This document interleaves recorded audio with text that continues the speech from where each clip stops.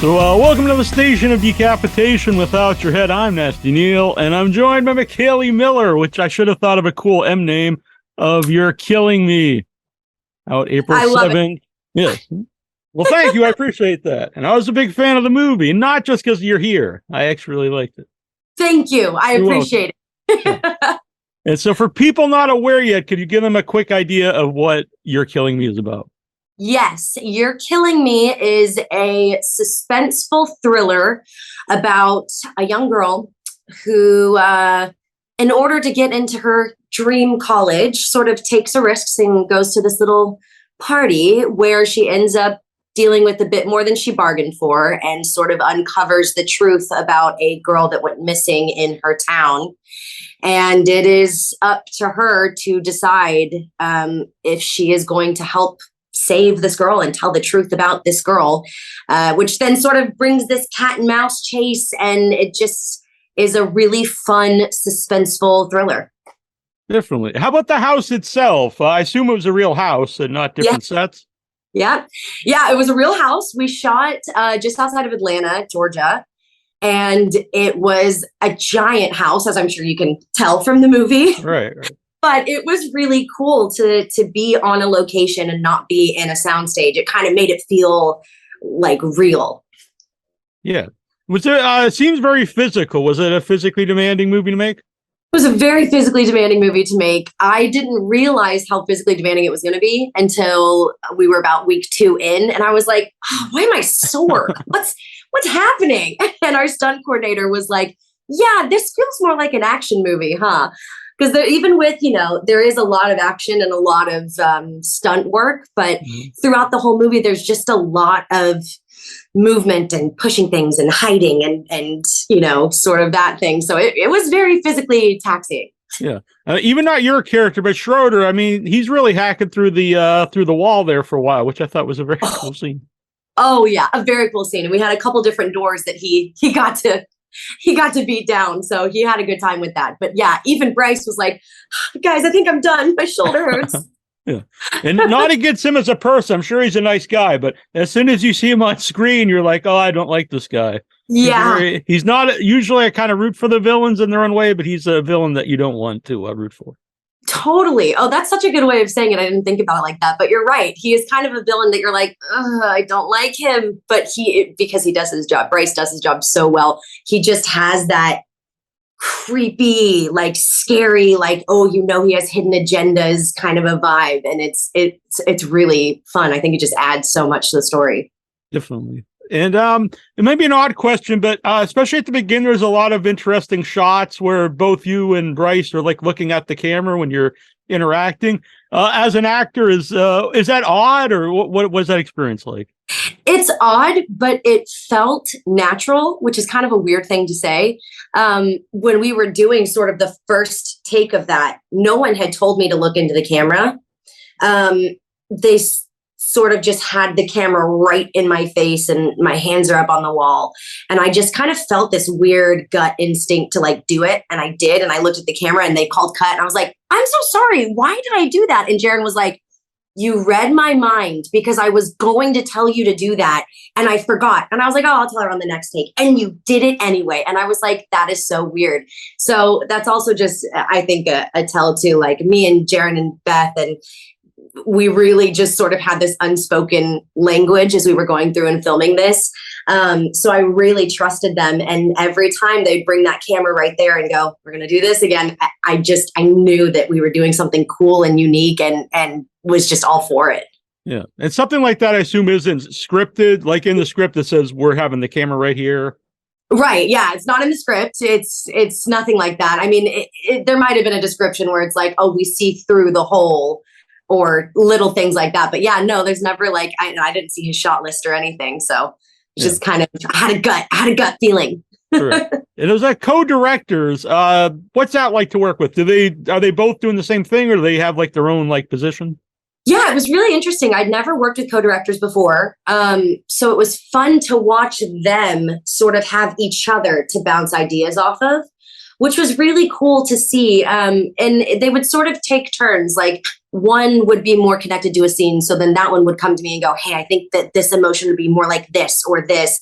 and one would be more connected to, oh no, visually I had this idea and I want to focus on that. And they sort of just kind of flip-flopped with what it was that got them like excited that day. So it was cool to kind of have different ideas and different opinions and have them both have such good vision throughout the whole thing. Yeah. And horror is really popular right now at the theaters, doing really well, especially a lot of independent horror. Why do you think that is? And are you a horror movie fan? Yes, I'm a horror movie fan. I'm a massive psychological thriller horror. Good. Or else the interview is going to be over. So.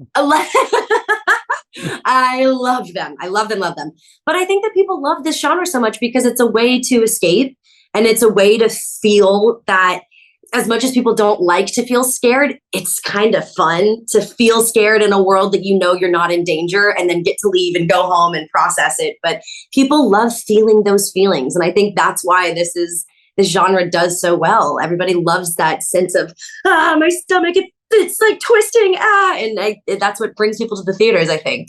Yeah, it's definitely a genre that's fun to watch with other people too. I think that in comedy. Oh yeah. My favorite movie to watch with people is Hereditary. Oh yeah, excellent movie.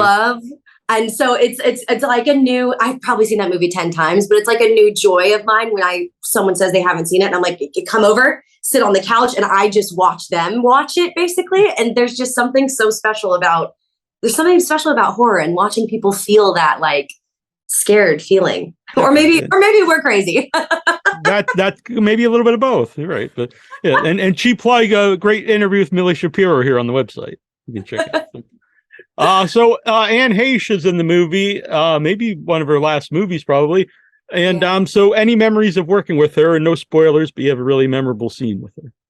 I do have a very memorable scene with her. That was going to say the memory that I remember. Yes, that scene is awesome. And doing that scene with her was incredible. Just working with her in general was such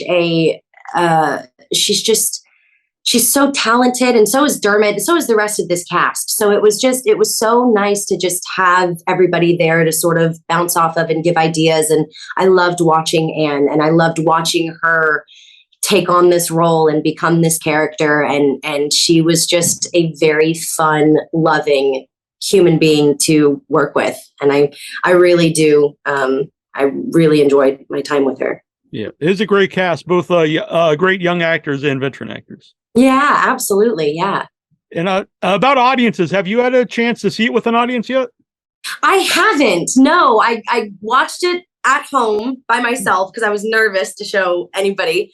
I get so weird about watching myself on screen. So I haven't seen it with an audience yet. But April 7th, when it comes out, I'll do it. I'll get over my fear of watching myself on the big screen, and I'm going to go watch it with an audience. And, did you get to keep your wings? I didn't get to keep my wings, but I got to keep the jacket. Oh, well, that's very cool. Jacket. I stole the non-bloody version of the jacket. Well, I think both would have been cool. You could have wore one on the Halloween or... Fair. There was only so much room in my suitcase, Right, to just smuggle it out of there, I understand. Right. Yeah, I didn't get to keep the wings, but I made little keychain wings for the cast and the crew as like our wrap gift. Oh, so I have a pair of the wings metaphorically with me. Yeah. Now, so I mentioned quick, Jason Warner Smith as your dad. I thought, it's a smaller role in the movie, but it's a great role. He's very memorable. He's so funny. Jason is so funny. I knew him from The Walking Dead, obviously, because I love The Walking Dead. But he was great. He's just like a really funny, great guy. And he brings another element of, it's so interesting. I love when all the parents come in, and it's, no spoilers, but it is fun to watch them all interact with each other. Yeah, I agree. And Akira Zara, your buddy in the film, had you ever worked with her before? No, I haven't. But it's been really nice. The last couple interviews, a couple people have asked me that, because they're like, your friendship seems so natural. And it did, because we all of us truly just clicked from day one. And Kiara and I just kind of had this sort of unspoken bond from the get-go. And it was very like, if I got a little stressed about something, she was the first one there to be like, okay, what do you need? It was just a very loving, giving friendship from the get-go. And we knew that this was going to be a really intense shooting schedule. And just from day one, she just had my back and was just an angel of a human. And so I think that, a lot of Kiara and myself's personalities sort of shine through as Eden and Zara, because we love each other so much off camera that it just kind of turned into our friendship on camera too. Very cool. So Yes. You're Killing Me out April 7th. Select theaters. I recommend seeing the theater. I think it's the best way to see a movie. But if you Right. can't, it's also on video on demand. And I was a big fan of Ma, and I'm a big fan of You're Killing Me. So it was very nice to talk with you. Thank you so much. Very nice to talk with you too. And I'll think of a cool name next time. Yeah. Murdering McKaley, maybe. All right. Murdering McKaley. Oh, that's such a good one. All Let's go back. Let's do it again. Redo. All right. Thanks, everybody.